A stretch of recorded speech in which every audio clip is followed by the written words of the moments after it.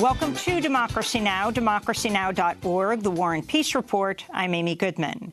President Donald Trump continued to sow confusion Tuesday over whether he believes Russia's meddling in U.S. elections, a day after he said he misspoke in a Helsinki news conference following his summit with Russian President Vladimir Putin.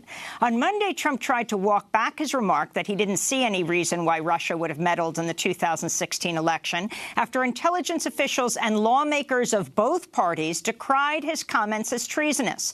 On Tuesday, Trump appeared to go a step further in his reversal, telling CBS News he held Putin personally responsible for interfering in U.S. elections.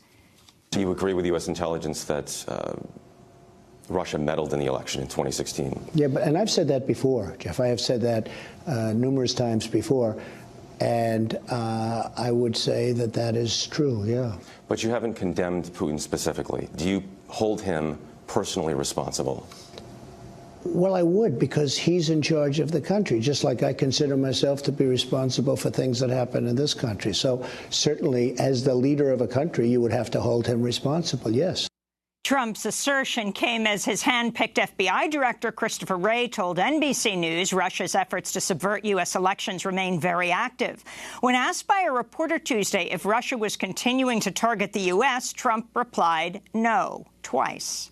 Is Russia still targeting the U.S., Mr. President? Press, let's go. Make your way out. No, you don't believe that to be the case? Let's go. We're going to...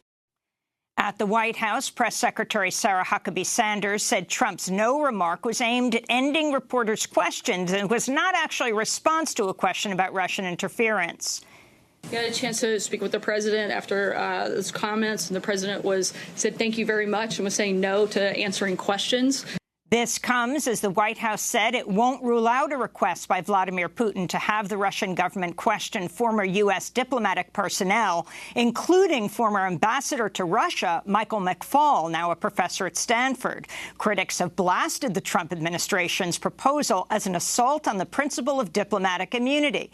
It came as part of a proposal by Putin that would allow U.S. investigators to interview 12 Russians named in indictment by special counsel Robert Mueller's investigation earlier this month, claiming they were part of a plot to interfere with the 2016 elections. In exchange, Russian investigators would be granted interviews in the U.S. with Ambassador McFaul and 10 other Americans, including Bill Browder, an outspoken opponent of Putin. In 2009, Browder's lawyer and accountant, the Russian whistleblower Sergei Magnitsky, died in a Russian jail under suspicious circumstances. His death became the basis of a U.S. sanctions law against Russia, the Magnitsky Act.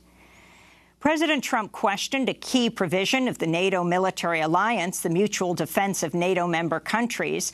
Trump made the remark during an interview with Fox News host Tucker Carlson. Why should my son go to Montenegro to defend it from attack? Why is that? I understand what you're saying. I've asked the same question. You know, Montenegro is a tiny country with very strong people. Yeah, I'm not against Montenegro or Albania. No, by the way, they're very strong people. They're very aggressive people. They make it aggressive. And congratulations, you're in World War III. In Illinois, state officials are investigating the Chicago nonprofit Heartland Alliance over allegations it housed children separated from their parents at the U.S.-Mexico border, with many of the children reportedly suffering abuse and neglect. The Washington Post reported one boy at Heartland Alliance's facility, Casa Guadalupe, was repeatedly injected with a drug that made him drowsy, while another boy was denied medication for weeks after injuring his arm. The Washington Post also reports children were surveilled with hidden cameras and prevented from hugging their siblings. This comes ahead of a July 26 court-imposed deadline for the Trump administration to reunite all 3,000 separated children from their parents, and after the Trump administration said Monday it can't find the parents of 71 of the children. Former coal industry lobbyist Andrew Wheeler, the new acting administrator of the Environmental Protection Agency, approved a new rule Tuesday that guts restrictions on the handling of coal ash, the toxic waste generated at hundreds of coal-fired plants around the U.S. The new rules were put in place in 2015 after a string of high-profile toxic spills in North Carolina and Tennessee. Wheeler became acting head of the EPA earlier this month after former EPA head Scott Pruitt stepped down amidst a string of corruption scandals. In Yemen, Houthi rebels have claimed responsibility for a drone attack on a Saudi state oil company refinery in Riyadh. But the oil company, Saudi Aramco, said a fire at the refinery was due to an operational incident. This comes as Houthi leader Abdul Malik al-Houthi indicated rebels are prepared to hand over the crucial port of Hodeidah to the United Nations if the U.S.-backed Saudi-led coalition stops military operations there, which have forced tens of thousands of civilians to flee. The UN has warned the offensive may severely exacerbate the ongoing humanitarian crisis in Yemen, which is already experiencing the world's worst cholera epidemic, with more than 1 million people afflicted and with millions more on the brink of famine. We'll go to a report on Yemen later in the broadcast. In Israel, lawmakers approved a bill Tuesday that defines Israel as the nation-state of the Jewish people, prompting Palestinians to warn Israel is sliding further into a system of apartheid. The new law declares Hebrew the country's only official language, diminishing the status of Arabic. It also encourages the building of Jewish-only settlements in occupied territory as a national value. The bill passed in a vote of 62 to 55 over the objections of Arab-Israeli lawmakers who threw papers into the air in protest after its passage. This is parliamentarian Ahmed Tibi.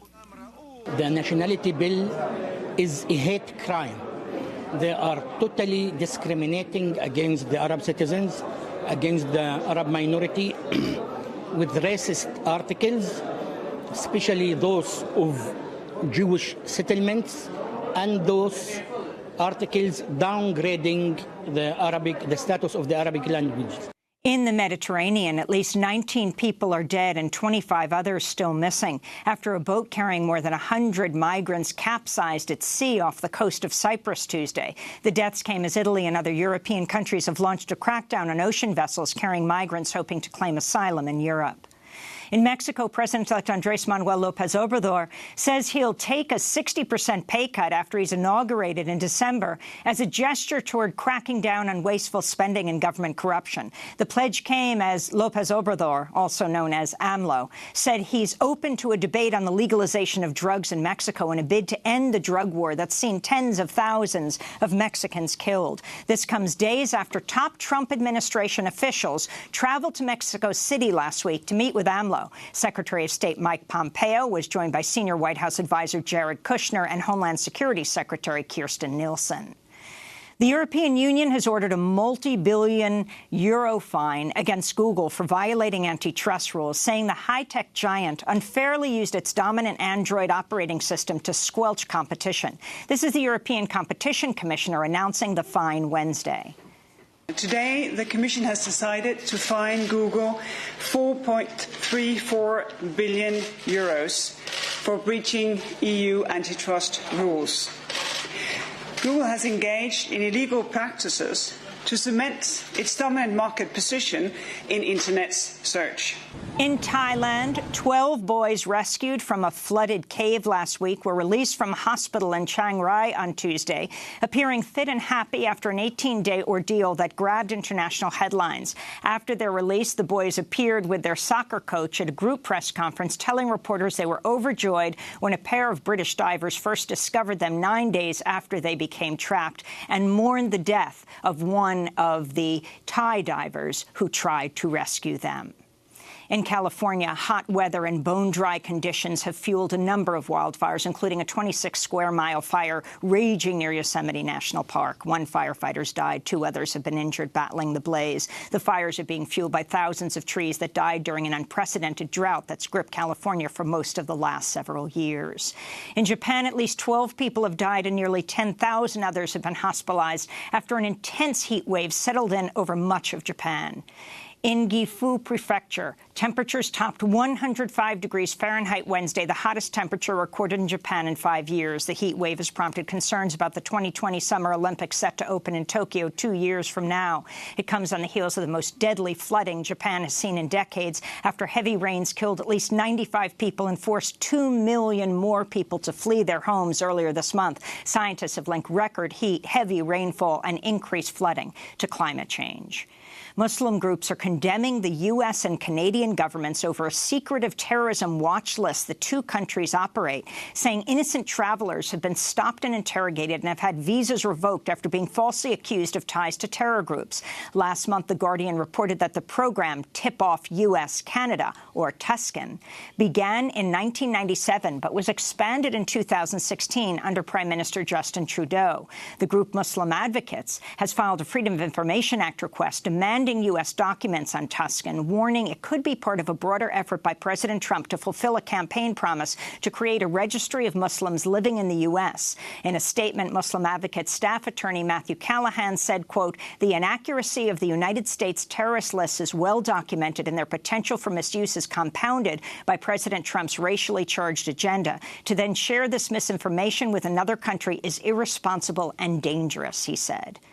Papa John's founder, John Schnatter, told the pizza chain's board of directors he made a mistake when he stepped down as chairman amidst news reports he used a racial slur, the N-word, during a conference call in May. In a letter to Papa John's board, Schnatter complained he was pressured to resign without any investigation based on, quote, rumor and innuendo. Schnatter had already stepped down as CEO of the pizza chain earlier this year after he claimed that NFL player protests during the national anthem, which have been led by African-American players, were hurting his pizza sales. In breaking news, Spain's Supreme Court has withdrawn its international arrest warrants against former Catalonia President Carles Puigdemont and 5 others exiled Catalan politicians facing charges of rebellion. Last October, the Spanish government seized control of Catalonia after its leaders proceeded with a banned independence referendum. A new class action lawsuit on behalf of former wrestlers at Ohio State University accuses Republican Ohio Congressmember Jim Jordan of failing to prevent sexual abuse perpetrated by a university doctor. The men allege former team doctor Richard Strauss groped players on multiple occasions and that Jordan, who was then serving as assistant coach on the wrestling team, must have known about the molestation. Jordan has been floated as a possible replacement for outgoing Speaker of the House Paul Ryan and has denied any knowledge of sexual abuses. And a group of 141 survivors who went public about their sexual abuse by former USA gymnastics doctor Larry Nassar appeared on stage together Wednesday night to accept the Arthur Ashe Award for Courage at the annual ESPY ceremony. 3-time Olympic gold medalist Ali Raceman stood in front of the group to receive the award. All those years, we were told, "You are wrong. You misunderstood. He's a doctor. It's okay. Don't worry. We've got it covered. Be careful. There are risks involved." The intention? To silence us in favor of money, medals, and reputation. But we persisted, and finally, someone listened and believed us. Also honored at the ESPY Awards were the 3 coaches killed in the Marjory Stoneman Douglas High School Valentine's Day massacre. They were honored as Coaches of the Year. And those are some of the headlines. This is Democracy Now!, democracynow.org, The War and Peace Report. I'm Amy Goodman. And I'm Nermeen Sheikh. Welcome to our listeners and viewers around the country and around the world.